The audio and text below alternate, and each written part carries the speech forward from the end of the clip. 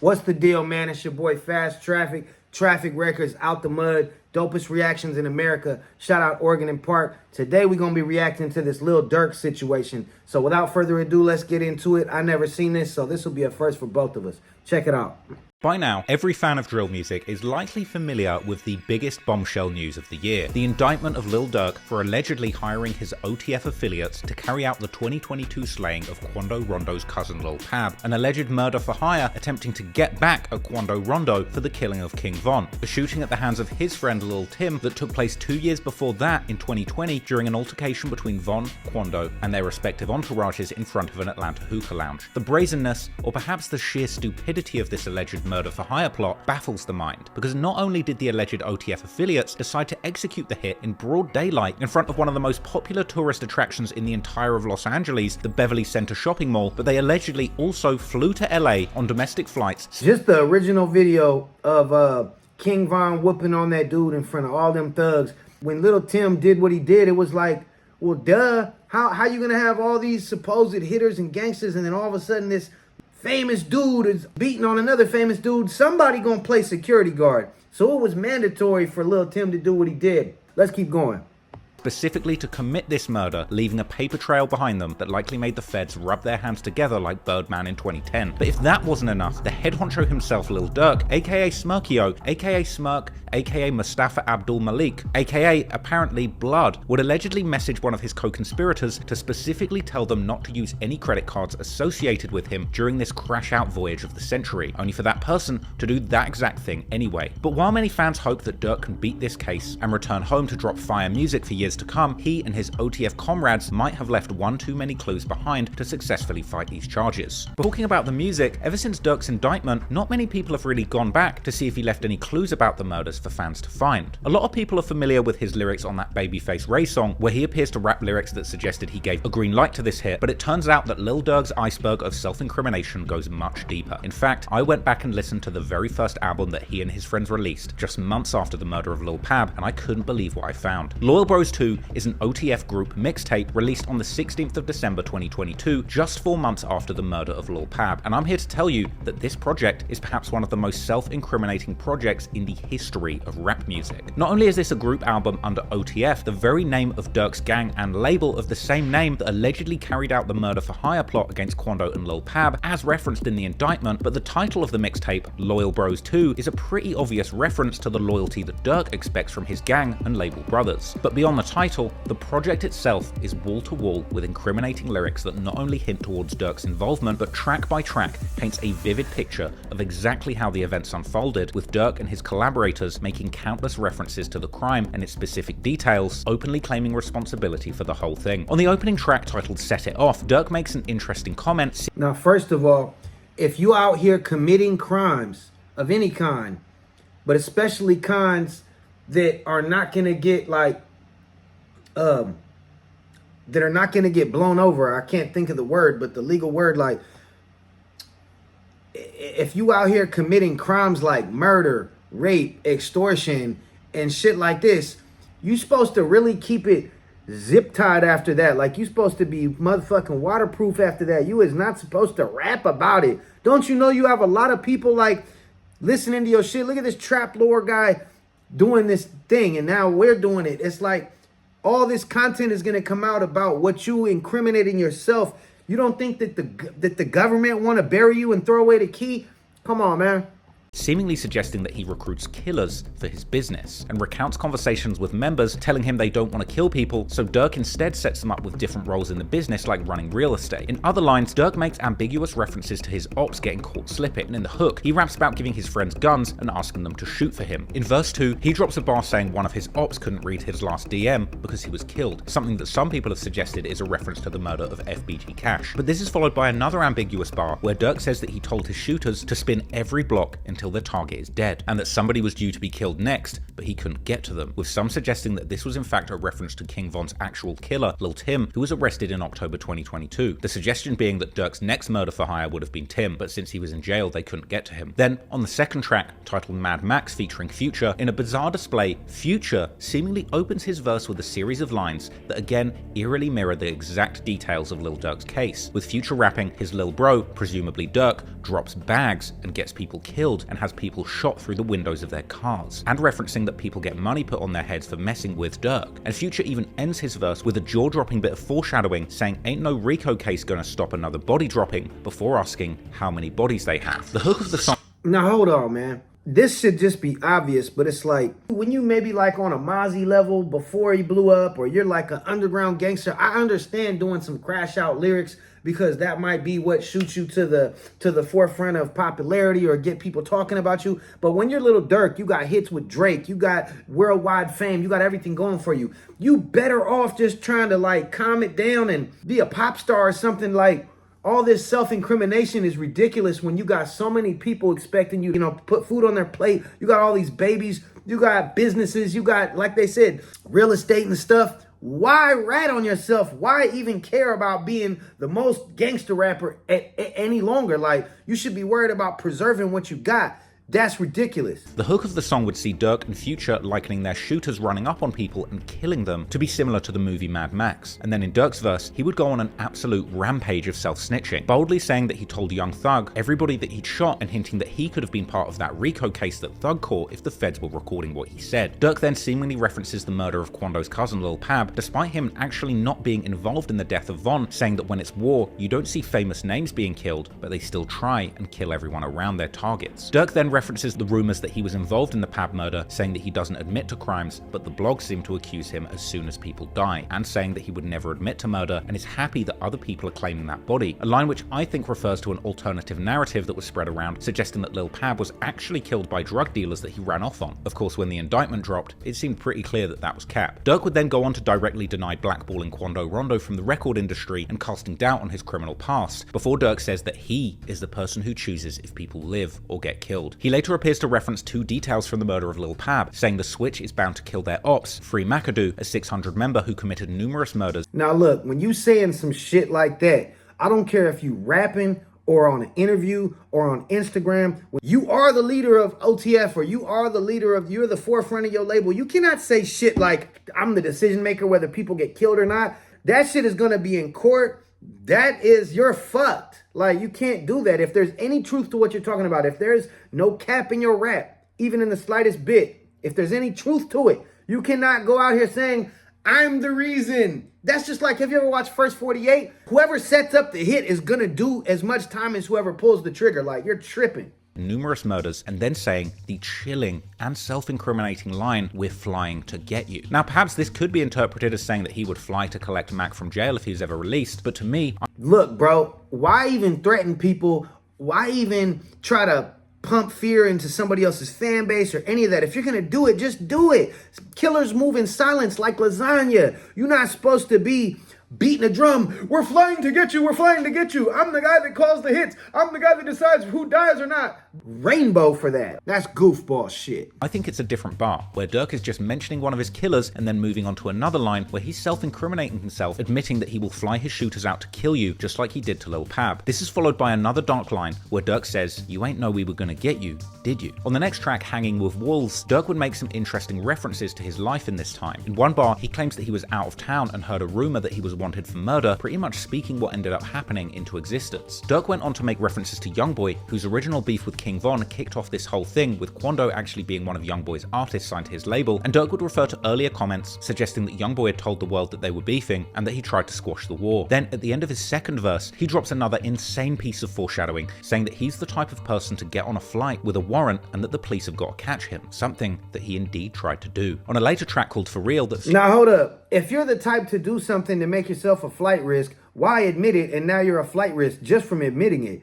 All the self-snitching here is like, bro, are you even a gangster? What kind of, like, it's almost like you got famous first and then just decided to make yourself famous as a criminal. That just doesn't make no fucking sense. How did you commit hella crimes and be, just, features OTF member Booney Mo, he would reveal that he sells drugs to make money while his friends do the murders. In a later lyric, he outright says that his friends kill the ops and says that they get paid $10,000 to spin, and saying specifically that they get this is some Gen Z generation shit right here. A motherfucker over here saying, I'm the one that makes all the money and my friends do all the murders. You supposed to keep that to your motherfucking self. You never even supposed to tell your girl that. Let her just put those pieces together. Like, you never even supposed to tell your girl that shit. And you over here putting it on a record so the engineer can go ahead and tell people, yeah, he's the one that makes the money, but his homies are the ones that kill. They're going to tell the feds that. They are nerds. You know what I'm saying? Every engineer ain't like me. Every engineer ain't going to keep their mouth shut. $20,000 if they kill one of the target's friends, and ending the song saying all his friends kill people for real if you play with them. A later track that featured Booker 600 and Lil Durk had a peculiar title, Feedom Addes. Now this title is a slick double entendre referring to giving their killers both Adderalls to focus on the murders that they've been tasked to do, and giving them the addresses or addies of their rivals to find them and kill them. Something made explicit by— Hold the fuck up now. This is just some goofball ass shit. If you got hitters and hitmen on your team, they supposed to be professionals. They're not supposed to be somebody who's operating off Adderalls and shit. Now, I understand what he's talking about is he's talking about giving them addresses. But all this focus on the murders because you want Adderalls is cornball shit. Nobody from the real gangster generation ever had to be off drugs at all. In fact, the more sober you were, the more reliable you were. If you're on drugs, you're more liable to cry or snitch or self-incriminate. Duh. Look at the way that fool always looks. He always looking like he's looking at a fucking ghost and shit. You know what I'm saying? I'm not trying to hate on Durk, but it's super easy at this point. Like, motherfucker always like this. Because you're on all these goofy-ass drugs, you already look guilty as a motherfucker. And Booker goes on to rap that somebody's head got left on the wall for King Von. Then in Durk's verse, he would boast about having $50 million liquid and going on to rap an eyebrow-raising bar saying that he smashed somebody's nose and that in his hood, he's Pablo. Likely a reference to Pablo Escobar, but knowing Durk's lyrical abilities, it wouldn't surprise me if this was another coded reference to Lil PAB, whose nickname was also Pablo. He then goes on to drop a series of bars that sound to me like they're directly referencing Lil PAB's murder, saying that he doesn't speak on murders or people trolling, and seemingly referencing Quando's relationship being signed to Youngboy's label, saying why you signed to the dudes that purged it. Then rapping the brutal lyric referring to the murder of PAB and Quando's reaction being broadcast on the news, saying, when I seen he died, I kept scrolling, and admitting that he's into beef with someone's friend, another reference to Youngboy and Quando's relationship. The next track is seemingly another bold admission of the OTF crew's activities in the streets, the aptly titled track, We Did It. This sees Booney Mo from OTF rapping back to back with a posthumous verse and ad-libs from none other than King Von, whose death sparked this deadly crime spree. The song featured a brazen chorus which saw Booney Mo rapping repeatedly, they know that we did it, whilst backed up by King Von ad-libs. What did you guys do, Booney? Booney would then repeat the line, this time following the line about having diamonds on his chain, saying that they know we winning, with that line about winning followed by another King Von ad-lib saying they know. He goes on to rap, you know how we're spinning, and naming what guns they use, and saying if they catch an op, you know we gonna get them. And he would end the hook saying that now they're smoking on their ops. In the verse, he mentions OTF DD or D-Ski locating ops for the gang and chasing ops in rental cars, which according to the indictment happened. And he would even end his verse with a buffet of self-incrimination, rapping that he pays his shorties to slide and that he bets they're Bro, why the fuck are you rapping about shit that was in the indictment? You are admitting it.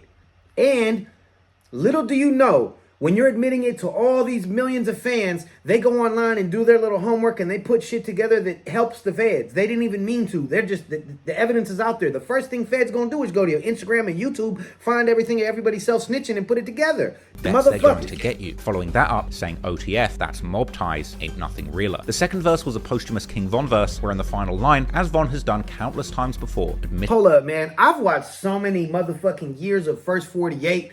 How are you gangster rappers? You ain't never watched no First 48?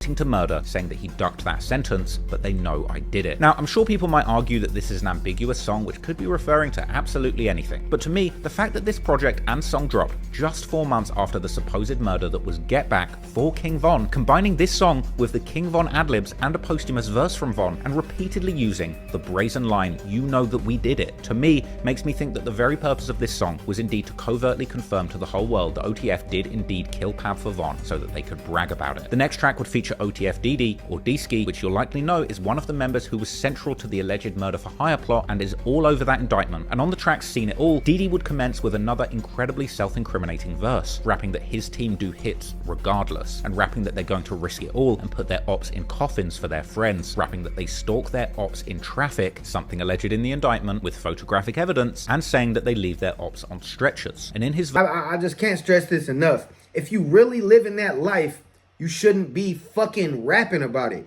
And if you are rapping about it, you need to have not really lived it. If you did it, you're gonna get caught for it. AI is 10 million times smarter than your fucking lawyer. They're gonna put this shit together. Do you know that in the new court cases, they about to start using AI to be the final decision maker, whether you do life or 25 or whatever it is? It's not just going to be the jury and all that. They're going to put all your scenarios together, all these different details from your whole life, put them together as a computer brain, read like, okay, yeah, he's probably needs to just do life. Y'all gotta be smarter with what you put out your mouth. His verse continuing the self-snitching, rapping that they bully their ops with switches and shoot the fastest, and rapping how they don't give their enemies passes, they walk them down or kill them. Even admitting that his friends stood on business or got vengeance, and he raps they're coming to get you, and that their bullets will leave you dead in public. And I don't know. I relate to myself on this own shit. Like, I done did a lot of real things in my life, and I take a major pay cut as an artist, as an entertainer, by not bragging about some of it. Because it's like, you got away with it, let it be. And I'm not trying to say it was this or that, but whatever it was, I don't rap about it.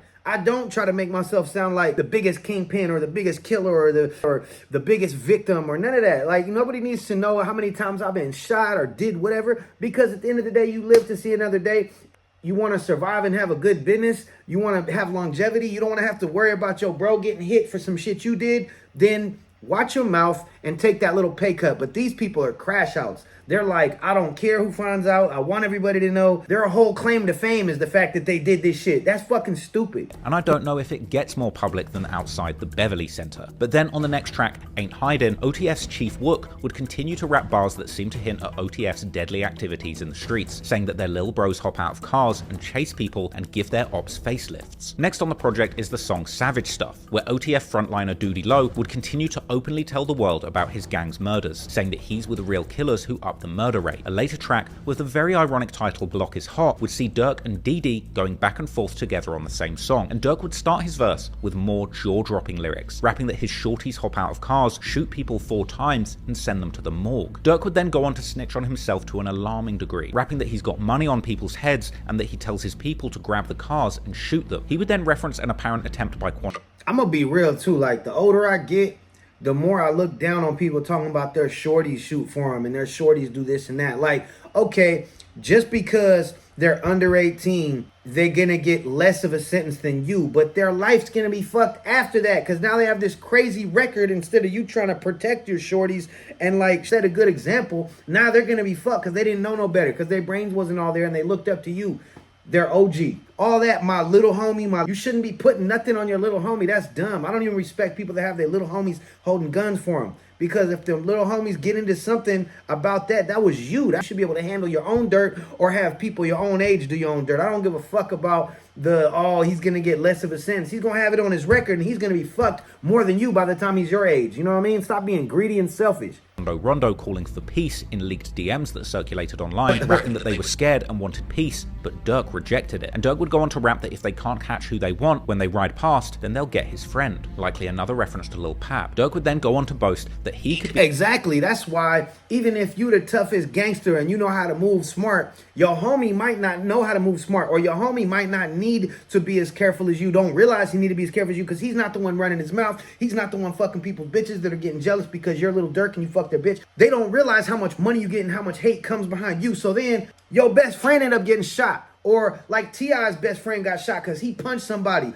So they pulled up to the club and couldn't see T.I., so they bodied his homie. So it's like, you got to live with that. You got to really protect the ones around you with your mouth. You know what I'm saying? No Diddy. He could be outside by himself, but no one would have a chance to get him, and that he rolls with OTF Didi when it comes to the war on the block. And Durk ends his verse with haunting bars where he says that he's the reason that you got shot and that his music is what you hear when you die. Then in verse 2, Didi would jump on the mic and raps lyrics which quite frankly are a prosecutor's wet dream, rapping that he's a threat, warning his ops not to get caught lacking, or that he will leave you like the last person he caught. Then going on to rap how did his ops die, and answering that the bullets ate his face and left him dead on arrival. Didi Didi would rap that knowing how to die is the only thing that his ops can beat them at, and at the end of the verse, in a line that will probably come back to haunt him, rapping that his friends face murders and beat the state charges. Unfortunately, with songs like this out, it's incredibly hard to imagine Didi beating the state on these charges. Now, the following song will be titled Thug Life and features OTF veterans Chief Wook and Doody Low, along with some very interesting lyrics, with a line in the second verse that said, "Your cousin with you claiming he innocent, he's still getting shot," which sounds to me like it could be a direct reference to Lil PAB, who is indeed Quando's cousin, although at the time of the murder, many people reported that he was simply Quando's friend. The next track takes the irony to a whole new level, a song titled Federal Freestyle, featuring none other than OTF Jam, OTF's suspected resident informant. Now, there's nothing super incriminating in this song, but these lyrics and OTF Jam's backstory as the alleged informant is something I'll be breaking down in greater detail another time. But later on the project, Durk drops perhaps the single most incriminating song on the entire project, a track titled Threats to Everybody. Durk opens the song saying that by spending money, he can have new killers who you have never seen before come outside, rapping that he puts belts to his ops and that he has his killers shoot so much that their fingers hurt. He references both OTF Jam and OTF Didi, saying that he bought them both the same gun, and then in another absolutely incredible display of detailed self-snitching, Durk references shootings at gas stations, suggesting that his ops want to avoid stopping to refuel, and later saying that if he finds out his ops are outside, he wants his shooters to pull up on them curbside. This actually ended up being the song. Now look,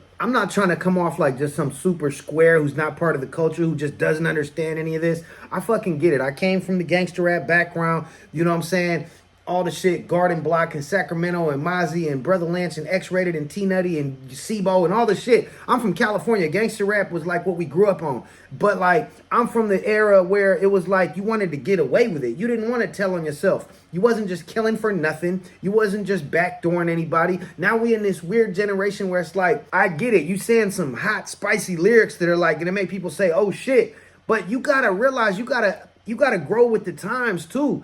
We in an era where facial recognition and all this shit and, you know, the forensic evidence and all this, it's not the same as it was before. So you got to be smarter. You can't be dumber. I'm not saying you can't be a gangster rapper, but be a smart one. Be a real hustler, a real go-getter, a real boss. Don't fucking rat on themselves or any of their peoples or put them in a position to get ratted on. So we can see more longevity. Don't you want to see more music from Lil Durk?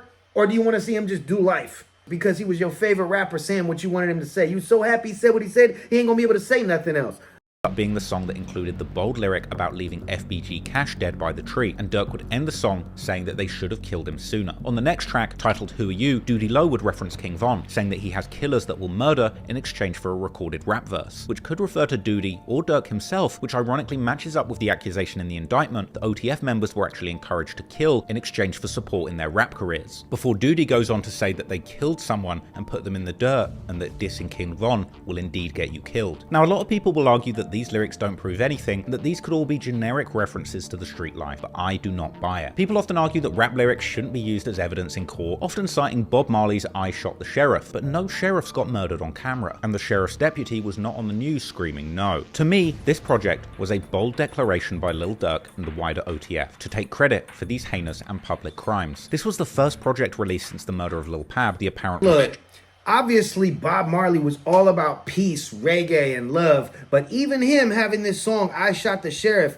was fucking had an assassination attempt on his life. You know, the cops pulled up to his house, blasted him the day before a peace rally, and he almost didn't get to perform, but he still went out there with his bullet wounds and performed at the peace rally because he was that kind of guy. This is no comparison to this gangster crash out generation. He was so for the people. Bob Marley was so for the people that he wasn't going to let his assassination attempts from the government stop him. He's trying to big up his people. So that I Shot the Sheriff shit, even that brought him real trouble. Real damn near death to his doorstep. These motherfuckers are begging for it, and they're doing the type of things where it's like you creating a worse earth for us, and when you do die, nobody's gonna be that sad. Like your little homies will, your bitch will, your kids, but that's it. It's not like when Nipsey passed, people felt like we lost a real contributor. He was a positive influence. He was building community. He bought his whole block. He was doing everything like positive, putting on for people. So for him to go, it was fucking sad. But when you got every bar of your song on like, I pay my young kids to hop out and kill you till their fingers bleed, it's like, you're not going to ever become an OG.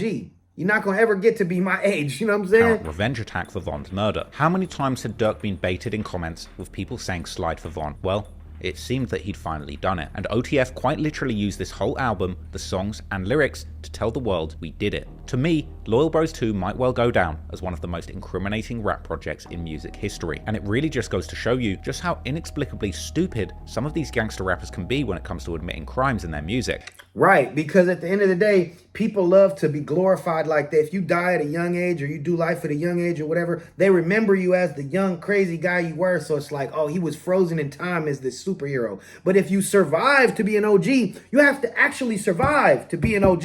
So you don't think it's cooler to win the game? If you die, you lost the game. You got killed by somebody. They checkmated you. They beat you. This shit is chess. If you fucking survive long enough to be an OG, you by definition were smarter, cooler, carefuler, more thoughtful. It's just everything. Like, I'm genuinely baffled as to why the people involved in this alleged crime, specifically Lil Durk and OTF Didi, would be so reckless as to release a project with such specific details about these crimes that they allegedly really did. Lines about paying for hits, renting cars, flying shooters out, scrolling past the news about your murdered enemies being on the news, and quite literally saying we did it is mind-boggling. But this wasn't the end. In fact, it was only the beginning. And as time went on, Durk and the OTF crew would continue to self-incriminate and openly rap chilling details that would connect them to this crime. As I said at the start, this is only the tip of the iceberg when it comes to the insane depths of the self-incrimination that Durk and his OTF crew did. Hey man, look, that's the end of this video. Leave your comments in the motherfucking comment section. Like, subscribe, so we could do more content like this. Shout out to KT in Oregon and Park. I'm your boy Fast Traffic from Out the Mud, and this has been another dope reaction, man. I'm out this bitch. Pew.